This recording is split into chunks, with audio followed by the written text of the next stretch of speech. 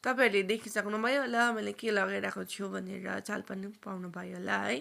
So hi everyone, new daily ब्लगमा स्वागत छ हजुरलाई फेरि पनि। र मैले चाहिँ यहाँ कफी 1 प्याकेट हालेँ अन्त मह हालेर चाहिँ मजाले मिक्स गरिरहेको छु। अन्त चाहिँ अब म लगाउन आँटेको होइन। पहिला सुरु चाहिँ मैले लगाएको थिएँ, भिडियो चाहिँ गर्नु बिर्सेछु। सेकेन्डमा चाहिँ आमाले लगाउनु हुँदैछ मजाले हो। आमाले चाहिँ क्या फेस प्याक मजाले लगाउनुहुन्छ म भन्दा पनि। टाइम हेर्नुहोस् न, फेरि 7 बज्न आँटेको छ। बेलुकाको टाइममा चाहिँ म र आमाले चाहिँ फेस प्याक लगाएको नि त। त्यही भएर चाहिँ दिउँसै लाउने प्लान थियो, फेरि लगाएन होइन। अन्त चाहिँ बेलुका लगाएको हो। यो चाहिँ वहाँनिर उयो मात्रै हो, कफी हो होइन।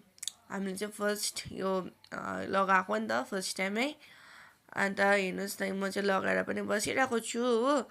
अन्त मैले चाहिँ पुरा उयो गरेछु, बाक्लै लगाएको रहेछु। मेरो आमाले पनि फेस वास गरिसक्नु भयो हो। मोइस्चराइजर राम्रो लगाउनु गरेर पनि पखाले होइन। मलाई त अब राम्रै लाग्यो है। म त तर हुनु चाहिँ म स्याहार्नु चाहिँ स्याहार्दिनँ है। अनुहार चाहिँ साँच्ची जस्तो पाएँ त्यस्तै हिँड्छु है। घरमा बस्दा पनि एउटा क्रिमहरू पनि लाउँदिनँ, केही लाउँदिनँ म। बजारहरू जानु पर्यो, बजारहरू जानु पर्यो, कालिम्पोङहरू जानु पर्यो मात्र अलिकति क्रिम लाउँछु है। नभए त म प्रायः चाहिँ केही लाउँदिनँ।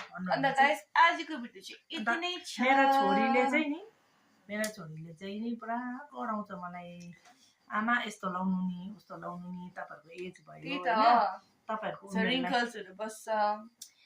उमेरलाई यस्तो सुहाउँछ, यस्तो लाउँछ पुरा हेरिदिन्छ होइन। नायिका भएर पुरा प्रडक्टहरू खोजिदिन्छ हेरिदिन्छ कि म चाहिँ कराउँछु, पर्दैन म लाउँदिनँ भन्छु। छोरी भएको चाहिँ यति नै फाइदा छ है।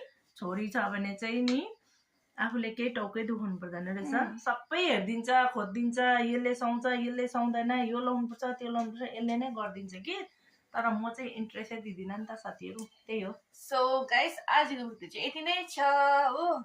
By by. तपाईँहरू युज गर्नुहोस् अन्त भन्नुहोस् होला कमेन्टमा हो, हामीलाई चाहिँ मन पर्यो। अन्त हामी पनि अब एभ्री हप्ता होइन एभ्री विक लगाउने छ हो होइन। So by guys. हनी हुनु पर्यो नि त, हनी।